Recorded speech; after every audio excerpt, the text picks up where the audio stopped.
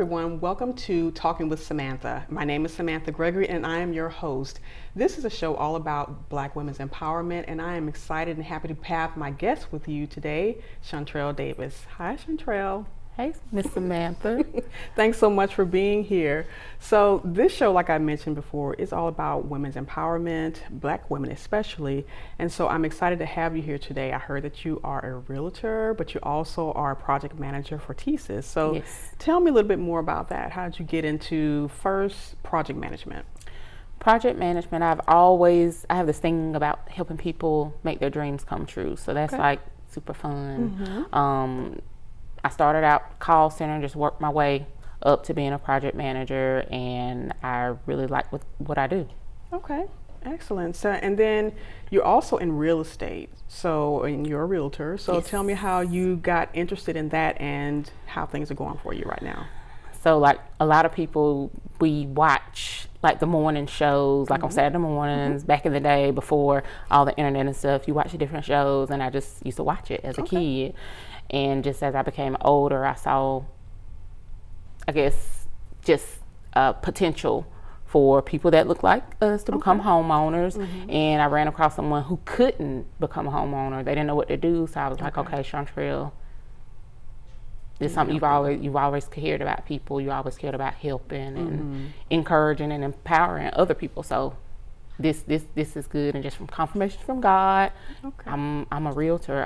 It's going really, really well. That's fantastic. I had aspirations of being a realtor at one time, but I said, maybe not. So I'll leave that to other people because I'm an introvert and I like kind of, dealing with things instead of a lot of people on a regular daily basis. But I'm blessed that you are a realtor and that you help so many people, because home ownership specifically is really important. I'm actually in the market for another house right now, so I might have to talk to you after this. So, but seriously, because there's no more land being made. Right. So we all need to have our own piece of it. That's right. And so I really believe in that, and I think that as a realtor, you do a really great service. And so was there anyone in your life who you saw was a realtor that you kind of admired, or again, is it just something that you said, you know what, I want to be that? Something that I've wanted to do for a few years now. So I don't know anyone personally, but I know a lot of them now that inspire me and that I look up to. Excellent, excellent. So on your path to becoming a realtor, what were some of the challenges that you faced? Life. Okay. Life. If a lot of stuff happened from the time that I started class all the way through me taking my state exam. Just life between being a mom, being a wife, having a full-time job, like lots and lots of stuff happened during that time frame. So. Okay. Did you run into any, once you became a realtor or even during the licensing process, did you run into any obstacles that you thought maybe not everybody goes through this? Maybe there's something to this because of the industry. It's predominantly, there's a predominant type of person that people see when they think about a realtor. So did you have any obstacles or think that there was any barriers to entry? Believe it or not, I don't think there were. Everyone that I came in contact with has been super helpful, just willing to help with whatever. So I don't feel like I had any barriers to entry to enter into the industry. Fantastic. And how long have you been a realtor? I've been licensed since June 18th of last year. Okay. Excellent. Awesome. So if you could change anything about the processes you went through, what would it be? If I could change anything, doing it earlier. Okay. I wish I would have done it a lot earlier, but everything has its time and its purpose and stuff like that. So, but I just wish I would have taken that leap earlier. Okay. Excellent. So, as a realtor and being a member of the community, and you saying that you've met a lot more realtors in this community, has being a realtor expanded how you act or interact with others in the community? Has it made you want to be more involved in community and how it is growing? Yes. I wanted to be involved more with the community anyway. I do a few things. I help out with the Diamond Butterflies, which is like a foundation that does fundraisers for lupus. Okay. So I help out with that when I can. But absolutely, one of the things that I want to do is start just neighborhood functions and try to incorporate community events as well as the Lupus Foundation if possible. I'm working, trying to help. I guess you could say spearhead it, just help with that. But right, it has made me want to help out a lot more in the community and be more involved, because I know I need to be. You know, I'm part of the community. So Right. Yeah. So why the focus on lupus? I have a friend. Her name is Deidre Holloway. She is a lupus survivor. Okay. And I love her dearly. And I'm getting ready to cry because I'm emotional. But yeah, she's done a lot in the Columbus area and Phoenix City area, and just to bring awareness to the disease. Okay. Because I know when I was in elementary school, I actually had a teacher who had lupus, and of course back then there wasn't a lot of research, there wasn't a lot of information about it, but unfortunately she did pass, and that was like the first time I ever heard of lupus. And so I'm really glad that there's a lot more research being done. I'm glad that people are surviving and that they're hopefully thriving despite having that illness. And for those who don't know, it is an autoimmune. Yes, it is an autoimmune disease. So it's basically your body is fighting itself. Okay. And there's no cure. Wow. Yes. So as you are, what would you say to a woman who says, you know what, I kind of want to, be a business owner. I want to be a realtor. What would you tell her to do first? Ooh, what would I tell her to do first? I would tell her to, most importantly, pray about it. Seek direction from God. You have to believe in yourself. You have to have a strong mindset. You have to know that it's not going to come easy. You're going to face so many challenges. Life is going to happen to throw you and sway you and get you off track, but you have to stay focused. If that's your goal, you have to stay focused. Sure. You have to be okay with detours. It won't be a smooth ride, but just stay the course. Be consistent. And do your research and get connected with some amazing people that's willing to pour into you and share with you. Okay, excellent. So I know that even on your path, you mentioned that you have a child, you have a husband. How has that been in your journey of becoming a premier realtor? I struggle with balance, like a lot of entrepreneurs do. I'm working on that, but I'm thankful for the support system that I have. I'm thankful for my husband. I'm thankful for my child just being who he is. And, we have some rough days and we have some amazing ones. And it's just all about the reason why I do it is, for them. I want my baby and I have a daughter as well. Okay. I have a 15-year-old daughter and a 7-year-old son, and just for them to see that it doesn't have to be cookie cutter. You can do your own thing. It's possible. So. Right. Excellent. So I'm sure you're probably an inspiration to your daughter, but who was an inspiration to you throughout your life? My mama. Okay. Just growing up, that was like superwoman. Just, she worked hard. She had a business. Okay. Something that she did on the side to make extra income. We'd never, she's a hard worker, good person, and that's probably why I'm a people person, because of her. She doesn't meet a stranger, and just it passed on down. But just I've been taught good values growing up, and I mean that's foundational right there. Absolutely. So what do you love the most about your life right now? What I love most about my life right now. And before you answer that question, the reason why I ask you that question is because I think we're living in a climate right now, whether it's because of social media, because of the media, there's so much negativity out there. And so it almost feels like nobody's happy. And so I asked that question because I know that inside of everybody there's a reason to be happy and be joyful and have their best life. So that's why I asked the question, and I just for the audience to even think about that themselves. Everybody has within them a spark of joy. So tell me, what makes you happy? I honestly get goosebumps when I get to help people. When I just get to speak with people who don't think that things are possible, or just to give somebody an encouraging word, to just put a smile on their face, or just help reset them, because we all have those days where we just, like they say, you have 5 minutes to be gangster. You gotta cry, but then you got 5 minutes and you gotta switch it around. So I just like giving people encouraging words and just encouraging and motivating people. Okay. So that seems to be really ingrained in you. Is it because your mom also did that for others, or is it something that is just part of who you are? It's who I've become over these past couple of years. Okay. I've kind of involved. I've always been a pretty upbeat, positive person, and just I've talked to a wall if I talk to just about anybody. Right. But Mom just always has greeted people and smiled and talk and call and check on people. She does like the old school stuff that people used to do. She'll go visit houses and different stuff like that. So.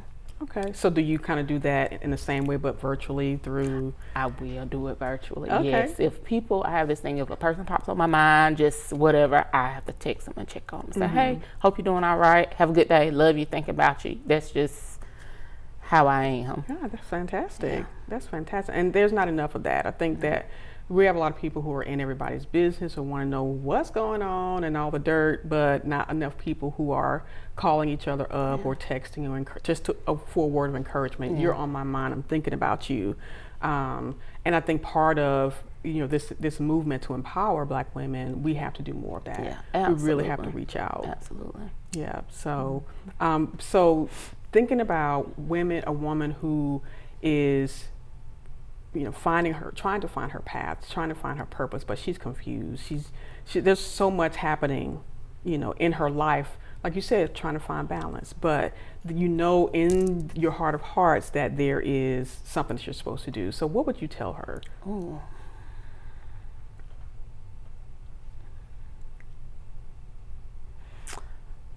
When I'm such a crybaby. When you know that there is something more that you need to do, you got to, again, just pray, talk to God, and trust and know that He's going to lead you to that person, to that thing. Oh my gosh, I cannot cry. He's going to lead you to that thing that you're going to do. You may not realize just right then and there, but then it's like automatically it's like, wait a minute, that's what I had that before. I was literally, a friend of mine asked me to do something, and I was like, why is she asking me? Why is she asking me? And I was ironing my clothes, and I was like, Shontrell, that's what you prayed for. Like, that's what He sent her to get you. That was it. So you just have to allow people to come in and just let God lead you.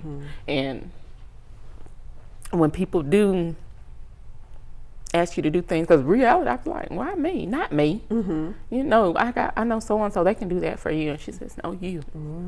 Okay. So you have to stop saying no and just let people use God in your life, so to speak. So. Absolutely.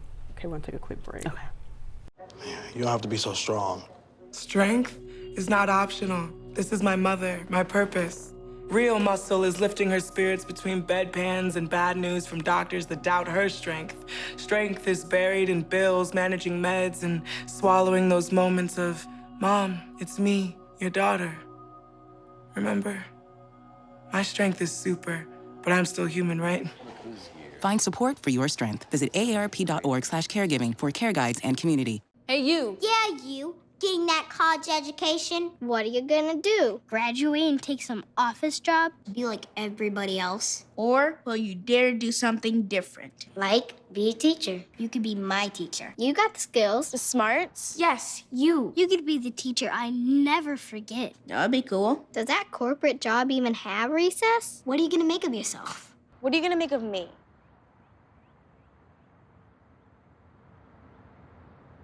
So Shontrell, tell me what your future looks like as an entrepreneur.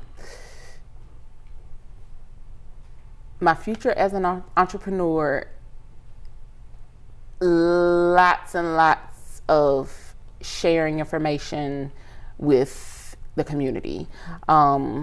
Just over the short time span, or one of the reasons I got into real estate is because a lot of people don't realize that they can achieve home ownership. They don't know what steps, they don't know what's important when it comes to credit. They don't know as far as what type of programs that are available. They have programs like within Georgia and in Alabama where the government basically is giving us money, giving you money to become a homeowner. So my goal within the future is to educate just everybody that I can come in contact with that's in the market or wants to become a homeowner. One of the things I've done is opened up a community on Facebook. It's called Purchase Power, and I bring in guests each week to share basically information. Last week we did credit. So I had a credit specialist come in and just talk about the importance of credit, how to keep good credit, what is credit made of, and just basically educate people on that. This week I had a I can't even say a financial planner, but she's a friend of mine that I've known for a couple of years. She's paid down $86,000 in debt in 16 months. That's impressive. That's impressive. So she came into the group and just shared tips on how she did that and just kind of how she reprogrammed her mind and different stuff like that. So next week we'll have like a loan officer and then so on and so forth. We'll have an inspector. I'll get an underwriter. So basically a bunch of people. I'm just basically using my resources, the people that I've reached out to and connected over my entrepreneur journey, just in case to share with people, educate people, and even give other people a platform. Right. So that's fantastic. I need to join that group. Please, come on. I will send you an invite. Definitely. So I think, even as we were talking a little bit about credit, because that's big, that's huge. We get into these little debacle, these situations where we mess up our credit. Oh, yeah. Or even somebody else messes up your credit. That happens as well. So I know I've been on the path of upgrading my credit, for lack of a better word, so that I can be ready for home ownership again. So what's the main thing that you would tell a person who is looking to improve their credit? Be responsible. Be responsible. Pay on time. Don't run up cards. Don't run up balances. It's not okay. But I think just be responsible. That's the main thing. Just be responsible with those cards because it can haunt you. Yes, I know.